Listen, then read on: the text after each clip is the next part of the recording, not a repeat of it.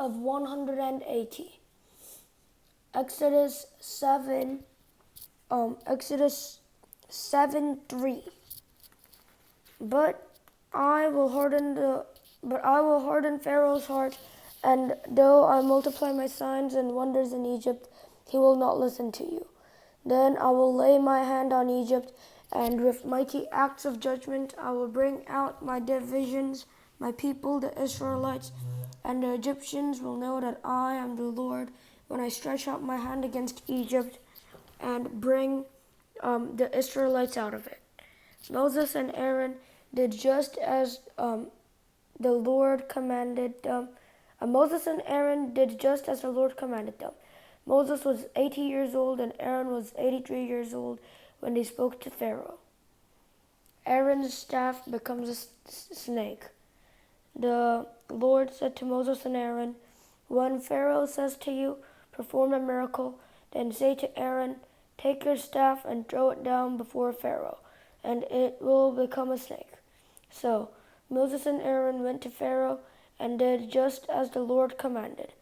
Aaron threw his staff down in front of Pharaoh and his officials, and it became a snake. Pharaoh then summoned wise men and sorcerers, and the Egyptian magicians also did the same things by their secret arts. Each one threw down his staff, and it became a snake. But Aaron's staff swallowed up their staffs. Yet Pharaoh's heart became hard, and he would not listen to them, just as the Lord had said. The plague of blood. Then the Lord said to Moses, "Pharaoh's heart is unyielding. He refuses to let the people go. Go to Pharaoh in the morning as he goes out to the river. Confront him on the bank of the Nile, and take in your hand the staff that was changed into a snake. Then say to him, 'The Lord, the God of the Hebrews, has sent me to say to you, let my people go, so that they may worship me in the wilderness. But until now you have not listened. This is what the Lord says. By this you will know that I am the Lord. With the staff that is in my hand, I will strike the water of the Nile, and it will be changed into blood. The fish in the Nile will die, and the river will stink. The Egyptians will not be able to drink its water." The Lord said to Moses, "Tell Aaron, take your staff and stretch out your hand over the waters of Egypt, over the streams and canals, over the ponds, and all the reservoirs, and they will turn to blood. Blood will be everywhere in Egypt, even in vessels of wood and stone." And Moses and Aaron did just as the Lord has commanded them. Just as the Lord has commanded. Aaron did just as the Lord had commanded. He raised his staff in the presence of Pharaoh and his officials, and struck the water of the Nile, and all the water was changed into blood. The fish in the Nile died, and the river smelled so bad that the Egyptians could not drink its water. Blood was everywhere in Egypt, but the Egyptian magicians did the same things by their secret arts, and Pharaoh's heart became hard, and he would not listen to Moses and Aaron, just as the Lord had said. Instead, he turned and went to his palace, and did not take even this to heart. And all the Egyptians dug along the Nile to get drinking water, because they could not drink the water of the river. The plague of frogs. 7 days passed after the Lord struck the Nile, and the Lord said to Moses, "Go to Pharaoh and say to him, 'This is what the Lord says. Let my people go, that they may worship me. If you refuse to let them go, I will send a plague of frogs on your whole country. The Nile will teem with frogs, and they will come up into your palace and into your bedroom and onto your bed, into the houses of your officials and on your people, and into your ovens and kneading troughs. The frogs will come up on you and your people and all your officials." Then the Lord said to Moses, "Tell Aaron, stretch out your hand with your staff over the streams and canals and ponds, and make frogs come up onto the land, on the land of Egypt. So Aaron stretched out his hand over the waters of Egypt, and all the frogs came up and covered the land. But the magicians did the same thing by their secret arts. They also made frogs come up on the land of Egypt. And Pharaoh summoned Moses and Aaron and said, "Pray to the Lord to take the frogs away from me and my people, and I will let your people go to offer sacrifices to the Lord." And Moses said to Pharaoh, "Leave to let your honor of setting the time for me pray for you and your officials and your people, that you and your houses may be rid of the frogs, except for those that remain in the Nile." "Tomorrow," Pharaoh said. Moses replied, "It will be as you say, so that you may know there is no one like the Lord our God. And the frogs will leave you and your houses, your officials and your people, and they will only remain in the Nile." After Moses and Aaron left Pharaoh, Moses cried out to the Lord about the frogs he had frogs that he had brought on Pharaoh. Then the Lord did what Moses said. The frogs died in the houses, in the courtyards, and in the fields. Then they were piled into heaps, and the land reeked of them. But when Pharaoh saw that there was relief, he hardened his heart and would not listen to Moses and Aaron, just as the Lord had said. The plague of gnats. Then the Lord said to Moses, "Tell Aaron, stretch out your staff and strike the dust of the ground, and throughout the land of Egypt the dust will become gnats." Then they did this, and when Aaron stretched out his hand with the staff and struck the dust off the ground, gnats came on people and animals. All the dust throughout the land of Egypt became gnats. But when the magicians tried to produce gnats by their secret arts, they could not. Since the gnats were on people and animals everywhere, the magicians said to Pharaoh, "This is the finger of God." But Pharaoh's heart was hard, and he would not listen, just as the Lord had said. The plague of flies. Then the Lord said to Moses, "Get up early in the morning and confront Pharaoh as he goes to the river, and say to him, 'This is what the Lord says. Let my people go so that they may worship me. If you do not let my people go, I will send swarms of flies on you and your officials, on your people, and into your houses. The houses of the Egyptians will be full of flies, even the ground will be covered with them. But on that day, I will deal differently with the land of Goshen, where my people live. No swarms of flies will be there, so that you will know that I, the Lord, am in this land. I will make a distinction between my people and your people. The sign will occur tomorrow." Then the Lord did this. Then swarms of flies poured into Pharaoh's palace and into the houses of his officials throughout Egypt. The land was ruined by the flies. Then Pharaoh summoned Moses and Aaron and said, "Go, sacrifice to your God here in the land." But Moses said, "That would not be right. The sacrifices we offer to our God would be detestable to the Egyptians. And if we offer sacrifices that are detestable in their eyes, will they not stone us?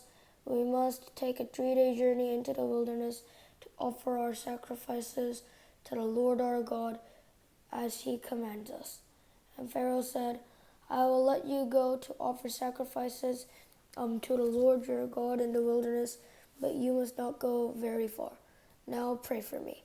And Moses answered, "As soon as I leave you, I will pray to the Lord, and tomorrow the flies will leave Pharaoh and his officials and his peoples. Only let Pharaoh be sure that he does not act deceitfully again by not letting the people go to offer sacrifices to the Lord." Then Moses left Pharaoh and prayed to the Lord, And the Lord did what Moses asked. The flies left Pharaoh and his officials and his people. Not a fly remained. But this time also Pharaoh hardened his heart and would not let the people go. The plague on livestock. Then the Lord said to Moses, "Go to Pharaoh and say to him, 'This is what the Lord, the God of the Hebrews, says. Let my people go so that they may worship me.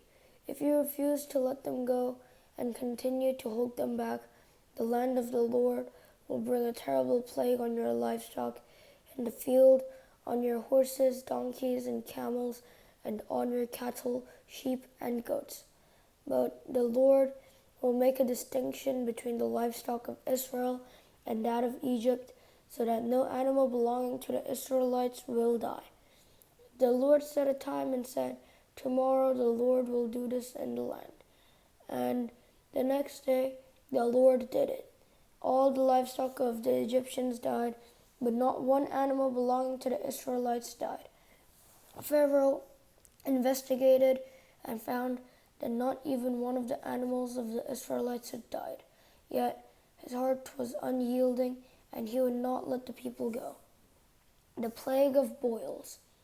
Then the Lord said to Moses and Aaron, 'Take handfuls of soot from a furnace and have Moses toss it into the air in the presence of Pharaoh, and it will become fine dust over the whole land of Egypt, and festering boils will break out on people and animals throughout the land.' So he took soot from a furnace and stood before Pharaoh. And Moses tossed it in the air, and fettering boils broke out on people and animals. The magicians could not stand before Moses because of the boils that were on them and on all the Egyptians. But the Lord hardened Pharaoh's heart, and he would not listen to Moses and Aaron, just as the Lord had said to Moses. The plague of hail. Then the Lord said to Moses, "Get up early in the morning, confront Pharaoh, and say to him, 'This is what the Lord, the God of the Hebrews says. Let my people go so that they may worship me, or this time I will send the full force of my plagues against you and against your officials and your people, so you may know that there is no one like me in all the earth. For by now I could have stretched out my hand and struck you and your people with a plague that would have wiped you off the earth. But I have raised you up for this very purpose, that I might show you my power, and that my name might be proclaimed in all the earth. You still set yourself against my people and will not let go. Therefore, at this time tomorrow, I will send the worst hailstorm that has ever fallen on Egypt from the day it was founded till now. Give an order now to bring your livestock and everything you have in the field to a place of shelter, because the hail will fall on every person and animal that has not been brought in and is still out in the field, and they will die.' Those officials said to Pharaoh, who feared the word of the Lord, hurried to bring their slaves and their livestock inside. But those who ignored the word of the Lord left their slaves and livestock in the field. Then the Lord said to Moses, 'Stretch out your hand towards the sky, so that hail will fall all over Egypt, on people and animals and on everything growing in the fields of Egypt.' Then when Moses stretched out his staff towards the sky, the Lord sent thunder and hail, and lightning flashed down to the ground. So the Lord rained hail on the land of Egypt. Hail fell, and lightning flashed back and forth. It was the worst hailstorm in all the land of Egypt since it had become a nation. Throughout Egypt, hail struck everything in the fields, both people and animals. It beat down everything growing in the fields and stripped every tree. The only place it did not hail was the land of Goshen, where the Israelites were. Then Pharaoh summoned Moses and Aaron. This time I have sinned. And he said to them, the Lord is in the right, and I and my people are in the wrong. Pray to the Lord, for we have enough thunder and hail. I will let you go, but you don't have to stay any longer. And Moses replied, when I have gone out of the city, I will spread out my hands in prayer to the Lord, and the thunder will stop, and there will be no more hail, so you may know that the earth is the Lord's. But I know that you and your officials still do not fear the Lord God. The flax and barley were destroyed, since the barley had heated, and the barley had headed, and the flax was in bloom. The wheat and split, however, were not destroyed, because they ripened later. Then Moses left Pharaoh and went out of the city, and he spread out his hands towards the Lord. The thunder and hail stopped, and the rain no longer poured down on the land. When Pharaoh saw that the rain and hail and the thunder had stopped, he sinned again. He and his officials hardened their hearts. So Pharaoh's heart was hard, and he would not let the Israelites go, just as the Lord had said through Moses. The plague of locusts. Then the Lord said to Moses, go to Pharaoh, for I have hardened his heart and the hearts of his officials, that I may perform these signs of mine among them, that you may tell your children and grandchildren how I dealt harshly with the Egyptians, and how I performed my signs among them, and that you may know that I am the Lord. So Moses and Aaron went to Pharaoh and said to him, this is what the Lord, the God of the Hebrews, says. How long will you refuse to humble yourself before me? Let my people go, so that they may worship me. If you refuse to let them go, I will bring locusts into your country tomorrow, and they will cover the face of the ground so that it cannot be seen. And they will devour what little you have left after the hail, including every tree that is growing in your fields. They will fill your houses and those of all your officials and all the Egyptians, something neither your parents nor your ancestors have ever seen from the day until they settled in this land until now. Then Moses turned and left Pharaoh. Pharaoh's officials said to him, how long will this man be a snare to us? Let the people go, so that they may worship the Lord their God. Do you not yet realize that Egypt is ruined? Then Moses and Aaron were brought back to Pharaoh. Go worship the Lord your God, he said. But tell me who will be going. And Moses answered, we will go with our young and our old, with our sons and our daughters, and with our flocks and herds, because we are to celebrate a festival to the Lord. And Pharaoh said, the Lord be with you. If I let you go, along with your women and children, clearly you are bent on evil. No, have only the men go and worship the Lord, since that is what you have been asking for. Then Moses and Aaron were driven out of Pharaoh's presence. Then the Lord said to Moses, stretch out your hand over Egypt, so that locusts swarm over the land and devour everything growing in the fields, everything left by the hail.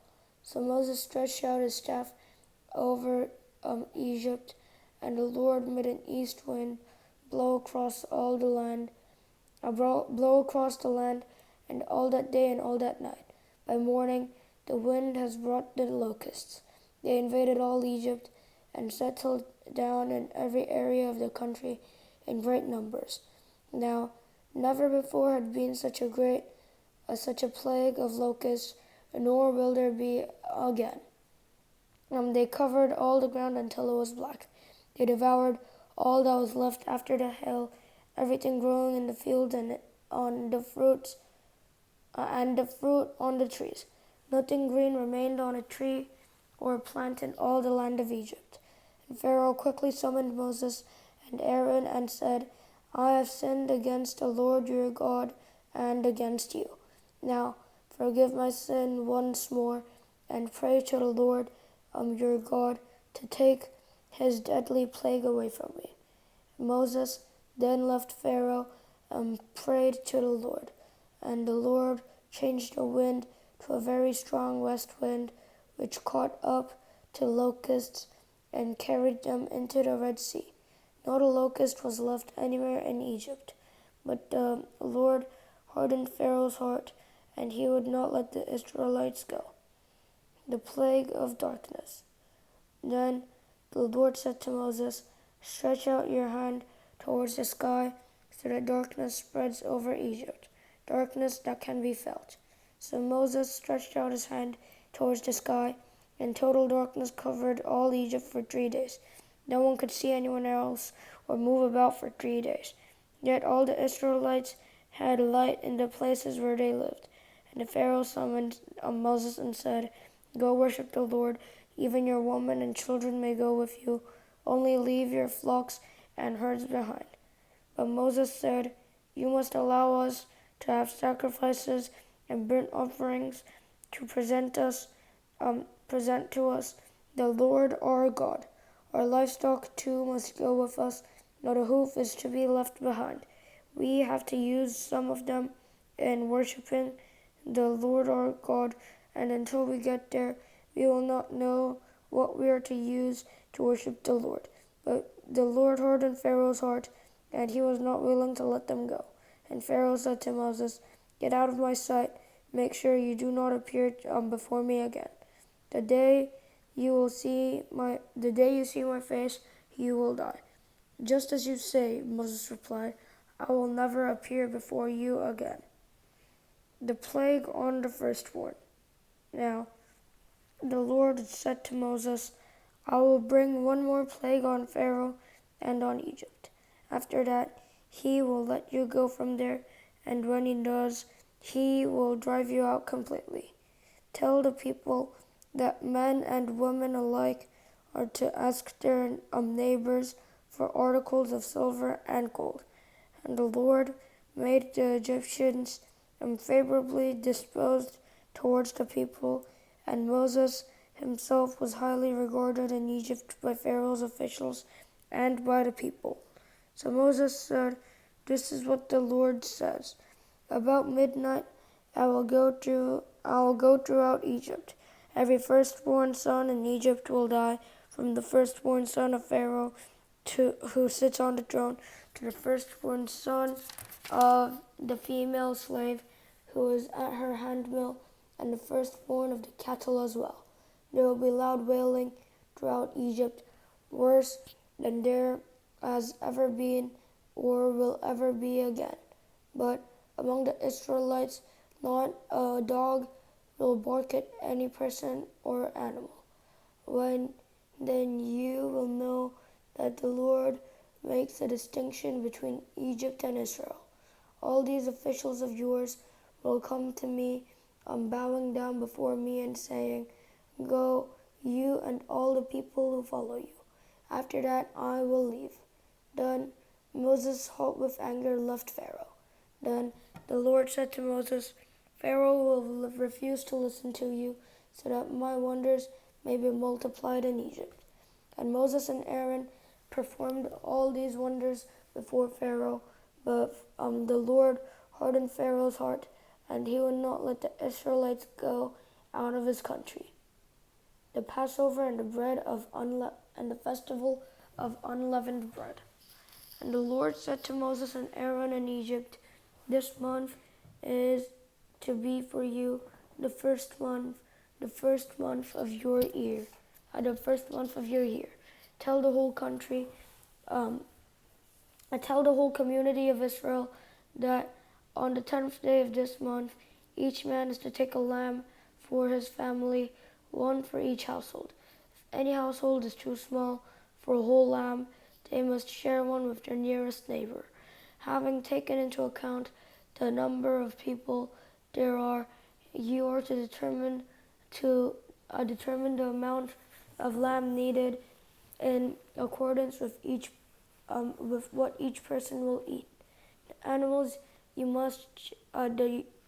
choose must be 5-year-old males without defect, that you may take them from the sheep or the goats. Take care of them until the 14th day of the month, when all the members of the community of Israel must slaughter them at twilight. Then they are to take some of the blood and put it on the sides and tops of the door frames of the houses where they eat the lambs. That same night they are to eat the meat roasted over the fire, along with bitter herbs and bread made without yeast. Do not eat the meat raw or boiled in water, but roasted over a fire with the head, legs, and internal organs. Do not leave any of it. Do not leave any of it till morning. If some is left till morning, you must burn it. This is how you are to eat it: with your cloak tucked into your belt, your sandals on your feet, and your staff in your hand. Eat it in haste. It is the Lord's Passover. On that same night, I will pass through Egypt and strike down every firstborn of both people and animals, and I will bring judgment on all the gods of Egypt. I am the Lord. The blood will be a sign for you on the houses where you are, and when I see the blood, I will pass over you. No destructive plague will touch you when I strike Egypt. This is a day you are to commemorate for the generations to come. You shall celebrate it as a festival to the Lord, a lasting ordinance. For 7 days you are to eat bread made without yeast. On the first day, remove the yeast from your houses, for whoever eats anything with yeast in it from the first day through the 7th must be cut off from Israel. On the first day, hold a sacred assembly, and another first day hold a sacred assembly, and another one on the 7th day. Do not work at all in these days, except to prepare food for everyone to eat. That is all you may do. Celebrate the festival of unleavened bread, because it was on this very day that I brought your divisions out of Egypt. Celebrate this day as a lasting ordinance for the generations to come. In the first month, you are to eat bread made without yeast from the evening of the 14th day until the evening of the 21st day. For 7 days, no yeast is to be found in your houses, and anyone, whether foreigner or native born, who eats anything with yeast in it must be cut off from the community of Israel. Eat nothing made with yeast. Wherever you live, you must eat unleavened bread. Then Moses summoned all the elders of Israel and said to them, "Go at once and select the animals for your families and slaughter the Passover lamb. Take a bunch of hyssop, dip it into the blood, into the basin, and put some of the blood on the top and on both sides of the doorframe. None of you shall go out of the door of your house until morning. When the Lord goes through the land to strike down the Egyptians, he will see the blood on the top and sides of the door, on the sides of the door frame, and will pass over that doorway, and he will not permit the destroyer to enter your houses and strike you down. Obey these instructions as a lasting ordinance for you and your descendants. When you enter the land that the Lord will give you as he promised, observe this ceremony. And when your children ask you, 'What does this ceremony mean to you?' then tell them, 'This is the Passover sacrifice to the Lord who passed over the houses of the Israelites in Egypt and spared our homes when he struck down the Egyptians. Then the people bowed down and worshipped. Then the people bowed down and worshipped the and worshipped. The Israelites did just what the Lord commanded Moses and Aaron. At midnight, the Lord struck down all the firstborn in Egypt, from the firstborn of Pharaoh, who sat on the throne, on the firstborn of the prisoner who was in the dungeon, and the firstborn of all the livestock as well. Pharaoh and all his officials and all the Egyptians got up during the night, and there was a loud wailing in Egypt, for there was not a house without someone dead. The Exodus. During the night, Pharaoh summoned Moses and Aaron and said, "Up, leave my people, you and the Israelites. Go worship the Lord as you have requested. Take your flocks and herds as you have said, and go, and also bless me."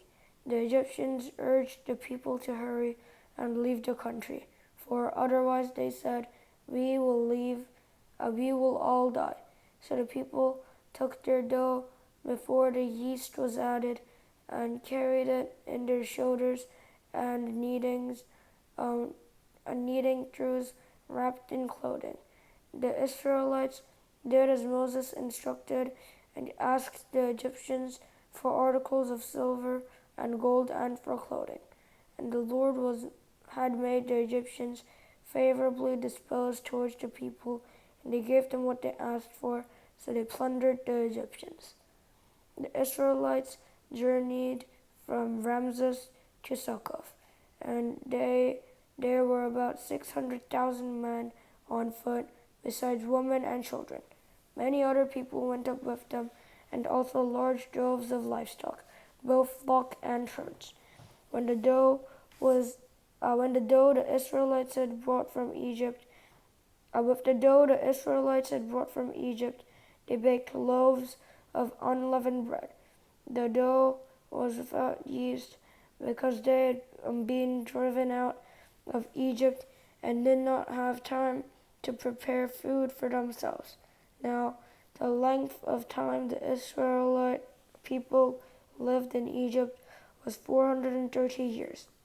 At the end of the 430 years, to the very day, all the Lord's divisions left Egypt, because the Lord kept vigil that night to bring them out of Egypt. On this night, all the Israelites are to keep vigil to honor the Lord for the generations to come. Passover restrictions. And the Lord said to Moses and Aaron, "These are the regulations for the Passover meal. No foreigner may eat it. Any slave you have brought may eat it after you have circumcised him, but a temporary resident or a hired worker may not eat it.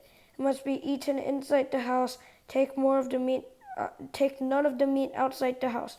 Do not break any of the bones. The whole community of Israel must celebrate it. A foreigner residing among you who wants to celebrate the Lord's Passover must have all the males in his household circumcised. Then he may take part like one born in the land. No uncircumcised male may eat it. The same law applies both to the native born and to the foreigner residing among you." All the Israelites did just as what the Lord has commanded Moses and Aaron. And on that very day, the Lord brought the Israelites out of Egypt by their divisions.